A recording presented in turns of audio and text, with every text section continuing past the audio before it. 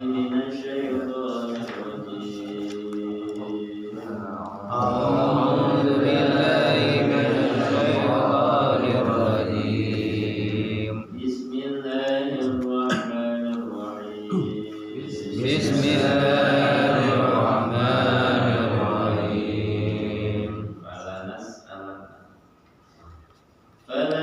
فلنسألن الذين أرسل إليهم ولنسألن المرسلين فلنسألن الذين أرسل إليهم ولنسألن المرسلين فلنقصن عليهم بعلم ولنقصن عليهم بعلم ngajari dia langsung وما كنا غائبين وما كنا غائبين والوزن يومئذ الحق والوزن يومئذ الحق يومئذ Oh iya.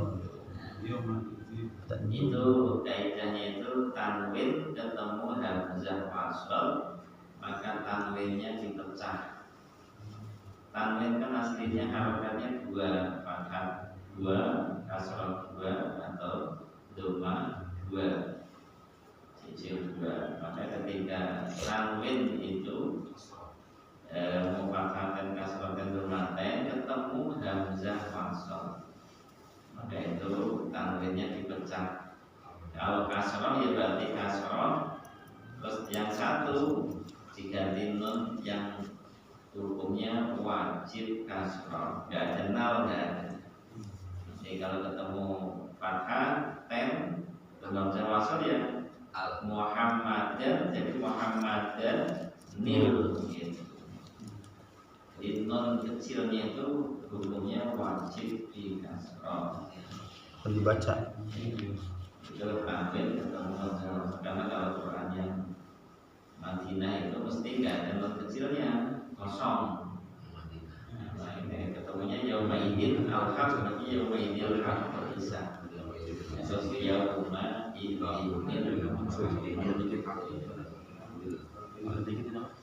Enggak ada ini.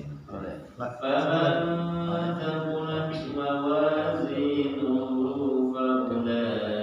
فأولئك هم المفلحون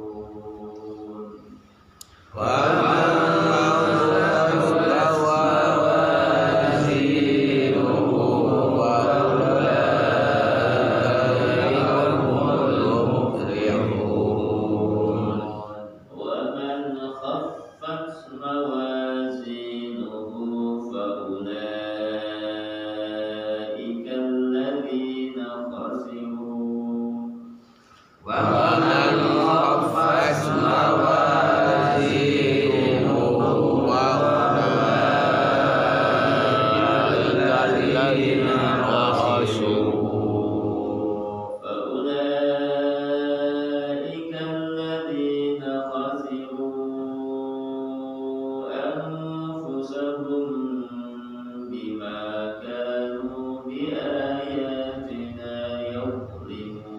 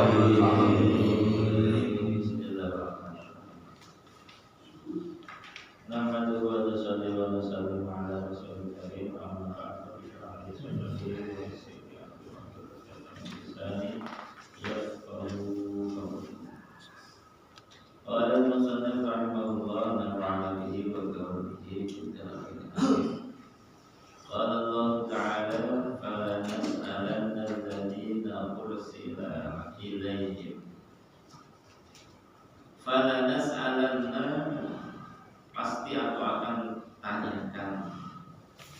Falanas'alanna, yang artinya pasti itu langit sama nun tasdid itu betul-betul pasti aku akan tanya. Alladzina, orang-orang, yaitu umat kaum ursila yang telah diutus ilaihim kepada mereka, yang telah mendapat seruan dari para rasul, seluruh umat-umat yang terdahulu yang sekarang nanti. Itu akan ditanya oleh Allah. Maknanya bagaimana? Wallahi apa akan tanya? Ini isyarat adab mereka orang-orang yang mendustakan agama dan iman kepada Allah dan Rasul,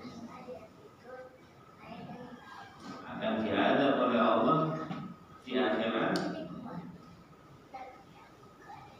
Di dunia juga iya, gelisah, tidak tenang hidupnya.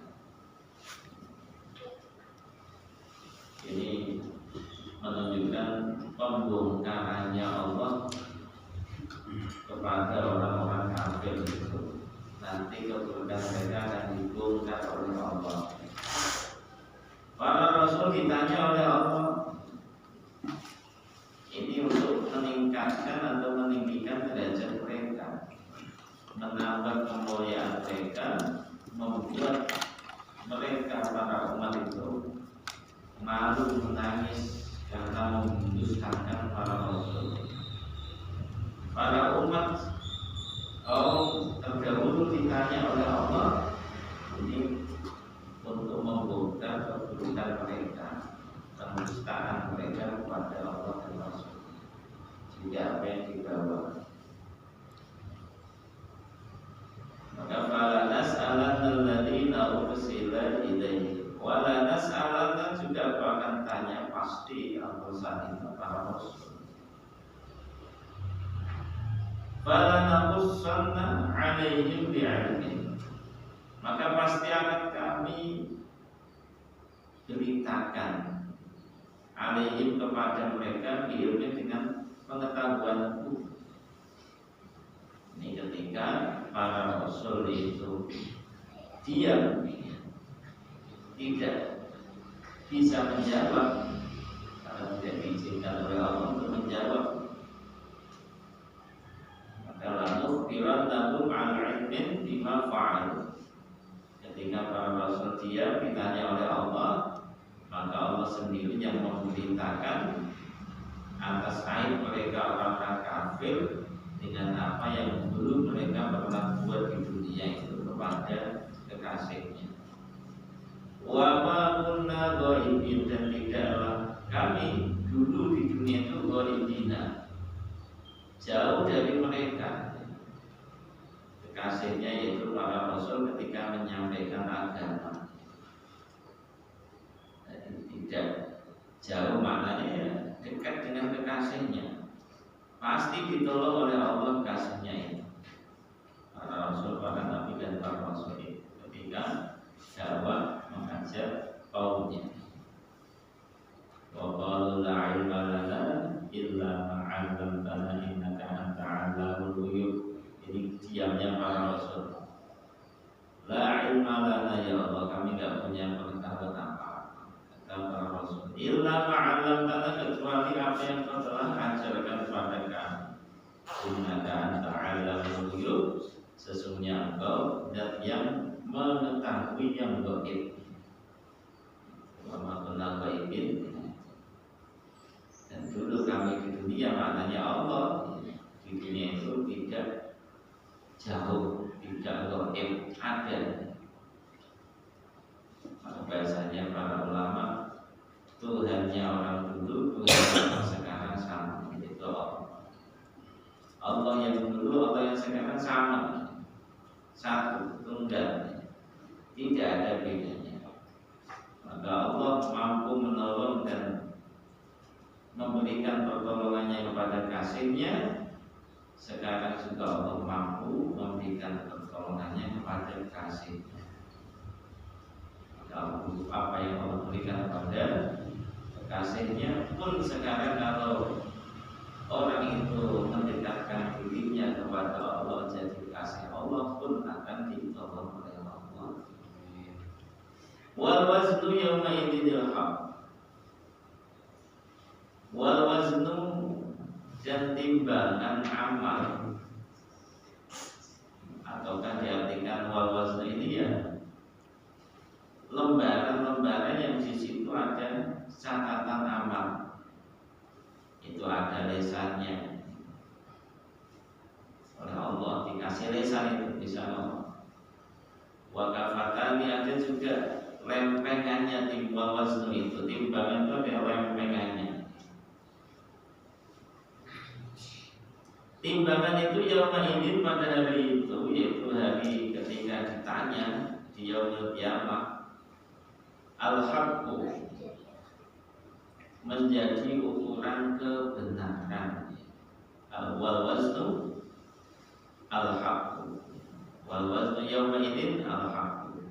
Timbangan pada hari itu al-haqqu yang menjadi ukuran kebenaran. Nah, ini timbangan ini setelah suhuf atau lembaran itu juga terjadi hisab.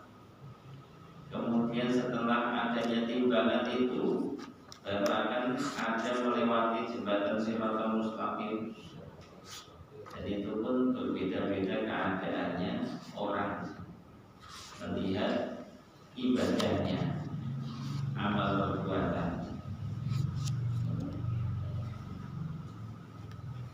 Faman taqal mawazinuhu fa ulaika humul muflihun.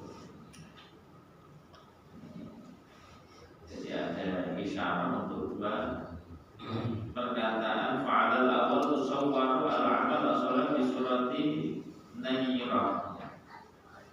Jadi pendapat yang pertama itu amal soleh itu akan digambarkan, dirupakan oleh Allah cahaya yang indah, kemudian akan ditaruh di timbangan kebaikan. Kemudian amal yang buruk akan dirupakan oleh Allah kegelapan yang buruk sekali, kemudian akan ditaruh di timbangan keburukan. Saya begitu wal waznu yauma idzin haq.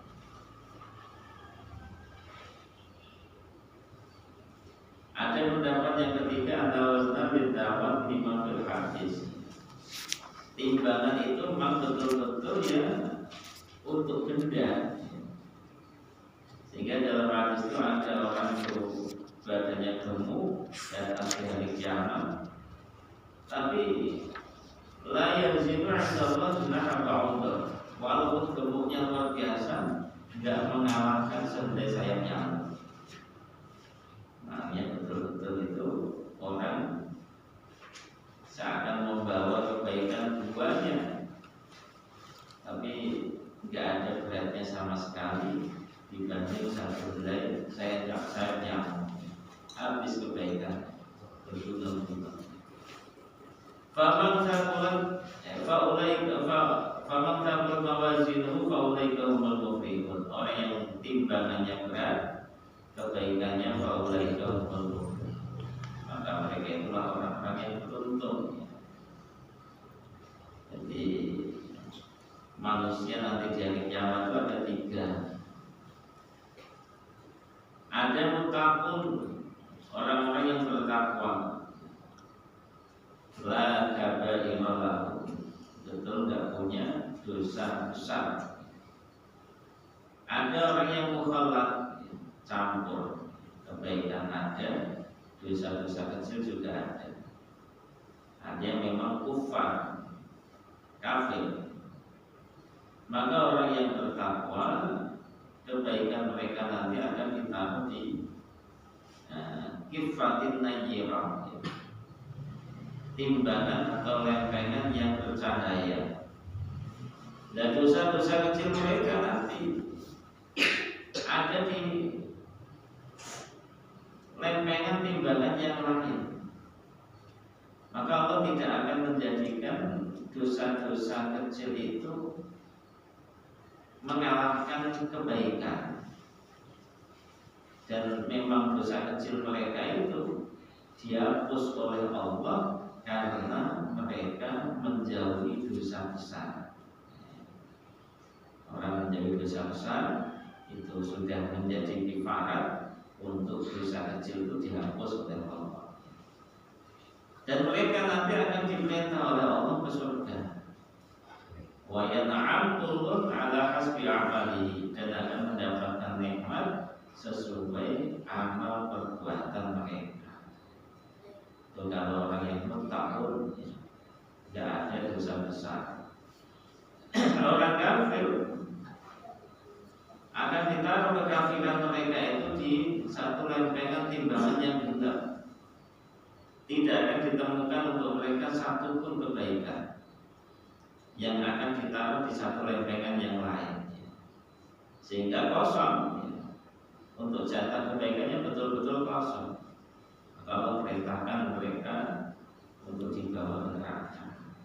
Ini golongan yang kedua. Dan ini dua golongan memang ada jelas di Al-Quran. Tapi golongan yang ketiga yang campur, dalam arti kebaikan ada, keburukan ada, ini adanya dalam hati. Bahwa kebaikan mereka akan ditaruh di lempengan yang bercahaya itu, keburukan mereka di satu lempengan yang gelap.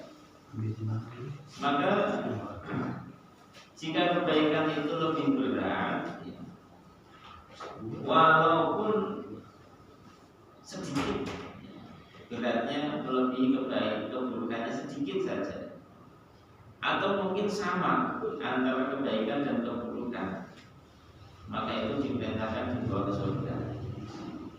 Ini kalau mukallaf, orang yang berbuat buruk juga berbuat baik, maka kebaikannya kalau lebih berat sedikit saja dari keburukan, mungkin sama bisa, itu diperintah ke surga.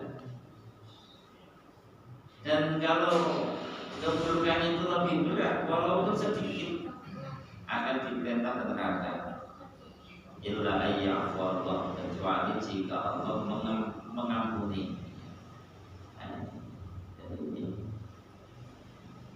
Ini juga kalau dosa besar itu ada antara dia dan Allah. Tapi kalau dosa besar itu berkaitan dengan hamba Allah, ini yang berat. Walaupun dia banyak kebaikan, akan diambil untuk kebaikan, dikasihkan yang didolimi. Lah kalau wa illam yakullah mahasanah, kalau memang tidak ada kebaikan, dia yang keburukan yang didolimi akan diambil, dikasihkan dia itu, suruh mikul. Fayumal ala zalim wa min auzari man dzalamahu. Dia akan dipikulkan kepada